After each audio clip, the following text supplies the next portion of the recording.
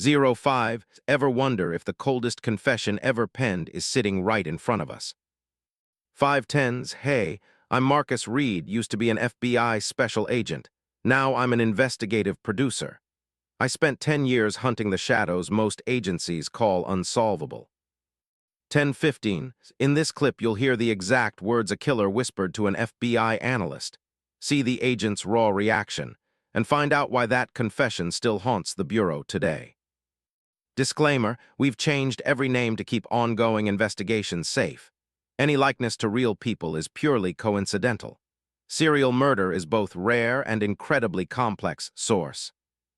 The file rests on a battered clipboard, its pages smeared with ink and dread. Agent Elliot Harper, the FBI's lead behavioral analyst on this case, flips it open in a dim conference room, the only noise the faint hum of fluorescent lights. I have taken lives, the confession starts, each line spoken with a calm that feels like a cold wind slipping through a cracked window. Harper's eyes dart, scanning the page as if the words might spill a hidden clue. The killer's admission comes across startlingly matter-of-fact. He lists 8 victims, details the method for each, then drops a chilling afterthought. I enjoyed it. No remorse, no hesitation, just a clinical catalog of carnage. People with antisocial personality disorder often act impulsively and aggressively, the National Institute of Mental Health notes, yet even that framework struggles to contain the sheer detachment on display. Source. Harper's hand trembles as he flips the page. The confession's tone isn't a scream, it's a whisper, a twisted invitation to glimpse a mind that can treat murder like a hobby. He mutters under his breath, how does someone write this and still feel calm? The Bureau's own guidelines stress that the investigation of serial murder cases often requires a coordinated effort across units, forensic labs, and behavioral teams. Source. Harper's shock is palpable. He leans back, his chair creaking, and fixes his stare on the ceiling as the words linger. The room feels colder, the air heavier, as if the confession itself were a living thing, feeding on the silence. Research suggests that serial killers often have a history of childhood trauma, the American Psychological Association reports, hinting at a dark genesis that perhaps forged the killer's twisted pleasure. Source. But trauma alone doesn't explain the sheer enjoyment the killer claims. Harper flips to the final paragraph where the author writes, I will continue as long as I can. The line drips with a confidence that feels like a threat still echoing through the Bureau's corridors. Harper's face hardens.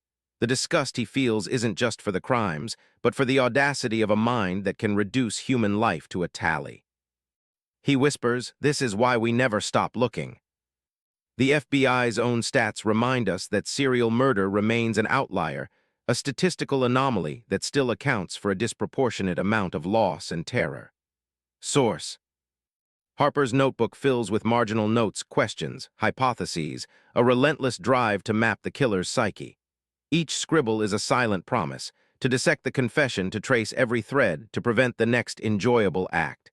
Adverse childhood experiences can increase the risk of violent behavior, the CDC warns, underscoring the societal cost of unaddressed trauma. Source. Yet the agent knows stats are cold numbers. The real battle plays out in the flicker of a pen, the cadence of a confession, the quiet that follows a killer's final sentence. Harper closes the file, the weight of the pages still pressing against his palm. He looks straight into the camera, his eyes a mix of fury and resolve. If a monster can write his own eulogy, we'll write his end. The screen fades to black, leaving you with the echo of those words and the unsettling thought that somewhere a killer's confession still waits patient, serene, and terrifyingly satisfied. So the FBI agent's investigation into the serial killer's past, it was a really meticulous and painstaking process, you know. As he dug deeper into the case, he started to uncover this complex web of psychological motivations that drove the killer to commit such heinous crimes. I mean, according to the FBI, serial murder is a rare and complex phenomenon. Source. This complexity was pretty evident in the agent's findings, which suggested that the killer's actions weren't just driven by a desire for violence, but also by a deeper psychological issue. It's like there was more to it than just a thirst for blood. As the agent pored over the killer's confession, he was struck by the casual tone and lack of remorse. It was like The killer was talking about something completely normal. The killer's words, "I enjoyed it," sent a chill down the agent's spine, and it was clear that the killer had a profound disregard for human life. This disregard was likely rooted in a deeper psychological issue, and research has shown that people with antisocial personality disorder often engage in impulsive and aggressive behavior. Source: The agent wondered, if the killer's actions were a manifestation of this disorder, was this guy just born to be a killer, or was there something more to it? Investigating serial murder cases, it's a big deal, and it often requires a coordinated effort between law enforcement agencies and experts in the field. Source: The agent recognized the importance of seeking out expert opinions and conducting thorough interviews with witnesses. He spoke with psychologists, criminologists, and other experts who had studied the behavior of serial killers, and they provided some really valuable insights into the killer's motivations. These experts helped the agent to better understand the psychological factors that drove the killer's actions. It was like they were trying to get inside the killer's head. One of the most significant clues that suggested a deeper psychological issue was the killer's history of childhood trauma. It's like this guy had a really rough childhood. Research has shown that adverse childhood experiences can increase the risk of violent behavior. Source: The agent discovered that the killer had experienced a traumatic event in their childhood, which may have contributed to their later behavior. This finding was consistent with research that suggests that serial killers often have a history of childhood trauma. Source: It's like the killer's past was coming back to haunt them, and it was affecting their actions in a big way. As the agent continued to investigate, he started to piece together a timeline of the killer's life. It was like a big puzzle. He spoke with people who knew the killer, including family members and acquaintances, and these interviews provided a more nuanced understanding of the killer's personality and behavior. The agent also analyzed the killer's confession, looking for any inconsistencies or clues that might reveal a deeper motivation.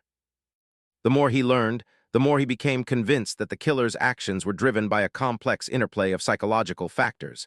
It was like the killer's mind was a complex web of emotions and motivations. The agent's investigation was a painstaking process, but it was also a crucial one. They had to get to the bottom of this. By understanding the psychological motivations behind the killer's crimes, the agent hoped to gain a deeper insight into the mind of a serial killer. This insight could potentially help to prevent future crimes and bring justice to the victims and their families.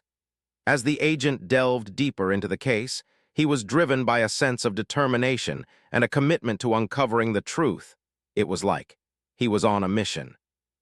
The investigation was far from over, but the agent was already beginning to uncover a complex and disturbing portrait of a serial killer. It was like the truth was finally starting to come to light.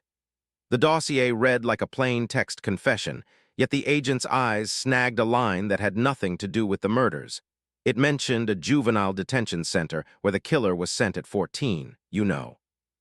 Hidden in a federal archive, the center's files revealed a trail of unchecked cruelty, solitary confinement, random beatings, and a staffer who rewarded the toughest inmates with extra perks.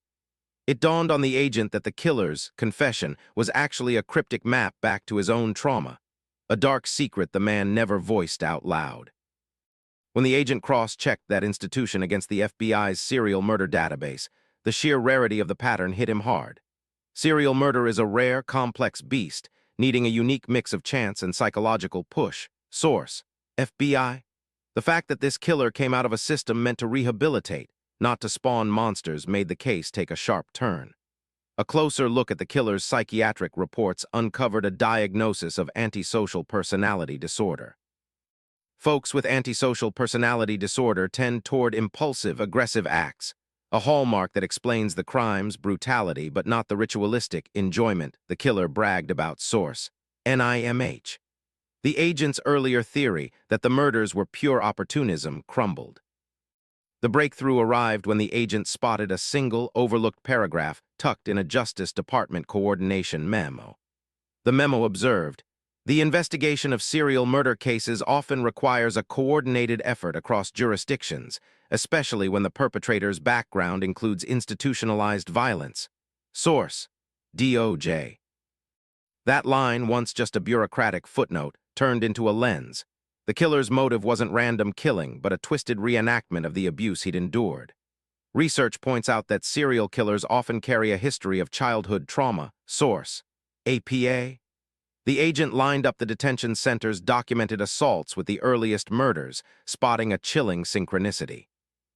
Each victim's age mirrored the age the killer was when he first ran into the center's reward system.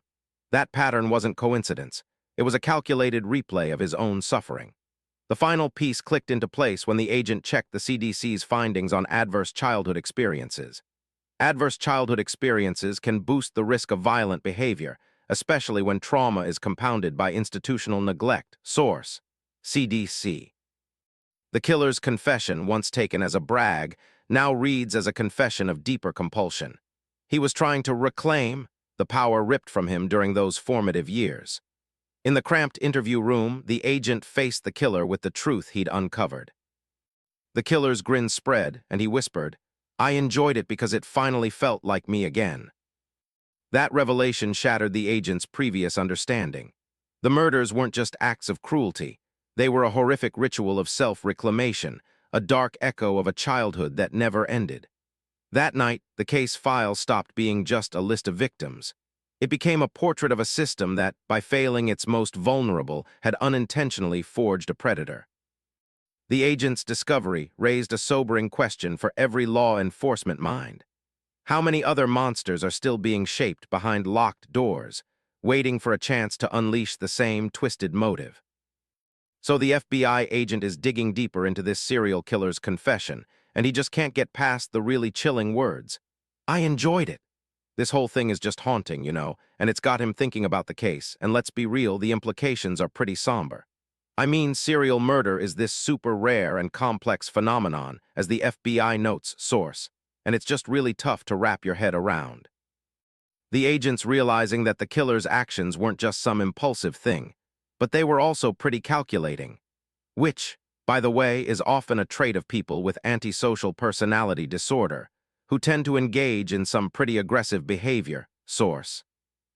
The impact on the victims' families, oh man, it's just devastating, leaving behind this trail of trauma and grief. That's just, wow.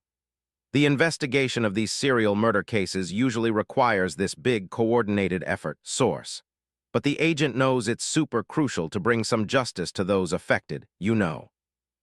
Research suggests that a lot of serial killers have this history of childhood trauma. Source. Which can actually increase the risk of violent behavior. Source.